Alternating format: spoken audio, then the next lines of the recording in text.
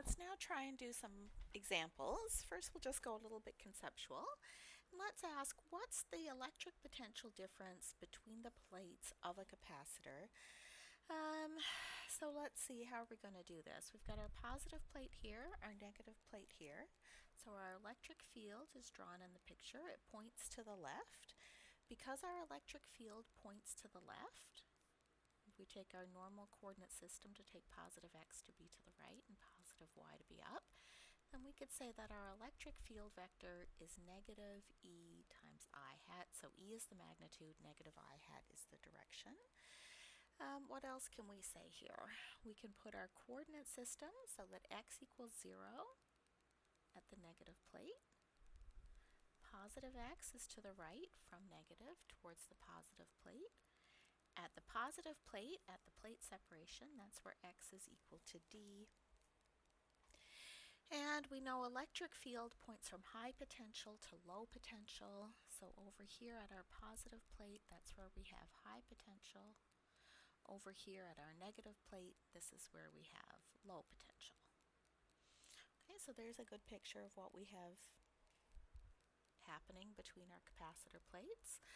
Let's write down our equation for our electric potential. E is constant, so we'll say delta V is minus E dot delta S.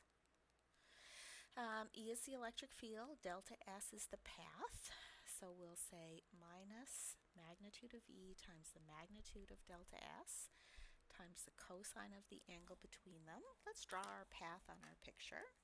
So our path will be to go from the negative plate to the positive plate. So there's our path. Delta S equals delta x I hat. So delta S is our path. It's going to go a distance delta x and the direction is to the right, so that's plus I hat. We see that delta S is to the right, E is to the left, so that the angle between them is 180 degrees. So that means that we've got minus E times delta S times cosine 180 degrees equals minus E times delta x times minus 1. And delta x goes from the negative plate to the positive plate. Delta x equals d when we go the whole distance across the capacitor. So for our final result, the potential difference between the plates of the capacitor is the size of the field times the plate spacing. Okay, so there's a result we're going to use once in a while. We might ask, what does a graph of potential as a function of x look like? So when x is equal to 0, the potential is at its lowest value. When x is equal to d, the potential is at its highest value. So it would look something like this, and it's going to be linear. So v equals e times x, linear. So if we were to do a graph of potential as a function of position relative to the negative plate, it would look something like this. We go from a low potential to a high potential.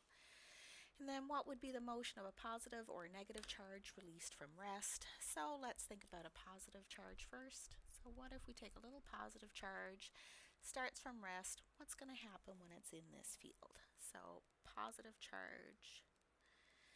Let's think about ways we could describe this. So the force on our positive charge would be Q times E. The charge is positive, so the force would point to the left. So it will move in the same direction as the electric field, or with the electric field. We also know that which means it will move to the left. We see that that's towards lower potential.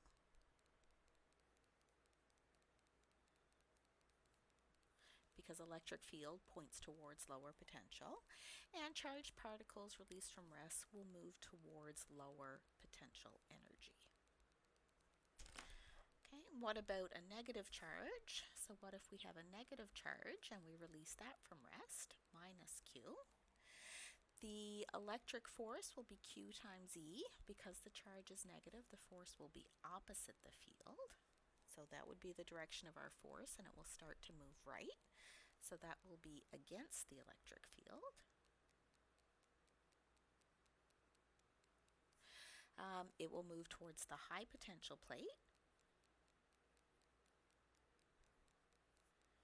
And that's also towards lower electric potential energy, which we covered when we talked about motion of charges in electric fields.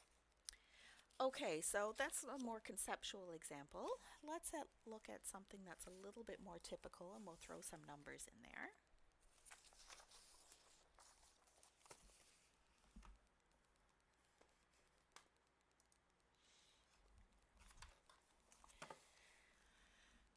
So let's stick with the idea of a capacitor. Let's have a capacitor with 2 centimeter square plates. They contain equal and opposite charges of 3.75. Oh, that's a little typo. That says microcoulombs. It should say nanocoulombs. The plates are separated by a small distance of 0.1 millimeters. Typically, that's what we call D. So there's our distance between the plates. Okay, let's work through some questions. Part A, find the charge density of the plates. So part A, charge density has a symbol of sigma. That's the charge divided by the area. The plates are square, so the area is going to be the length squared, length times length. So 2 centimeters is the length of the plate. So that's going to be the charge 3.75. NC stands for nanocoulombs. That's 10 to the minus 9 coulombs. When we do our charge density, typically that's going to be coulombs per meter squared. So we'll convert 2 centimeters to 0.02 meters. Don't forget to square it. And we get 9.375 times 10 to the minus 6 coulombs per meter squared. So there's our charge density. Find the electric field between the plates. So we're finding the field, both magnitude and direction. Let's do magnitude first. So the magnitude of the electric field between capacitor plates is the charge density divided by our constant epsilon naught. So 9.375 times 10 to the minus 6 coulombs per meter squared divided by 8.85 times 10 to the minus 12 coulombs squared over newtons meters squared to give us an electric field with magnitude 1.06 times 10 to the 6 newtons per coulomb. The direction we see in the picture is to the left, so I'm going to put positive x to the right, positive y to be up. So the direction is to the left, so that's going to be the minus I hat direction. So there's my charge density, and there's my electric field. The next part says that a proton moves along the path shown. So here's my proton, my little path, my little positive charge. It moves along this path, delta r. And it says it has constant speed. Okay, so let's make sure we don't forget about that part. Part C, find the change in potential difference as the proton moves along this path. So let's see how we're going to find potential difference. Part C. We know that change in potential is minus E dotted with the path taken. This path is labeled delta R, so I'll use delta R here. This is a dot product or a scalar product. I can either use magnitude and direction. I don't know the magnitude of delta R, and I don't know the angle between them, so I think maybe I'll use the component method. So I've got minus, don't drop your negative sign, EX delta X plus EY delta Y plus EZ delta Z. This one is pretty nice. My EY is 0 and my EZ is 0. My EX is equal to D. Sorry, my delta X is equal to D. My EX I found in part B. So this is looking pretty good. Let's fill in my numbers. So I've got negative, don't drop this negative sign. Then I've got my EX, that's my X component of my electric field. So this is my EX. I'll fill that in here. Minus 1.06 times 10 to the 6 newtons per coulomb times my distance delta x, 0.1 millimeters. 0.1 times 10 to the minus 3 meters. Sorry for my little uprising there. I don't want to write over the blurb. Might not be able to see it. Then we'll do the calculation and we get delta V as we move from here to here to be positive 106 volts. We might stop and think about our answer here. Our change in potential is positive. Does this make sense?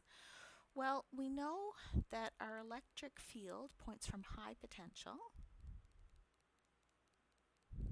to low potential. So as we go from low to high, our potential increases, which does correspond to a positive change in potential. So yes, our answer absolutely makes sense. We were expecting a positive change in potential here as we moved from low potential to high potential. Part D, find the change in electric potential energy as the proton moves in the path. So we know delta V. The next thing we want to find is delta U. Part D, what is delta U? So delta U is our charge Q times our change in potential delta V. Q is the charge of the proton, which is positive of the fundamental charge. So let's pop our numbers in. Plus 1.6 times 10 to the minus 19 coulombs times 106 volts gives us a positive 1.69 times 10 to the minus 17 joules. So there's the change in electric potential energy as our proton moves from here to here. And find the work done by the electric field as the proton moves along this path. So to find our work done, part E, what we'll remember is the work done is minus the change in electric potential energy. We got that in part D, minus 1.69 times 10 to the minus 17 joules.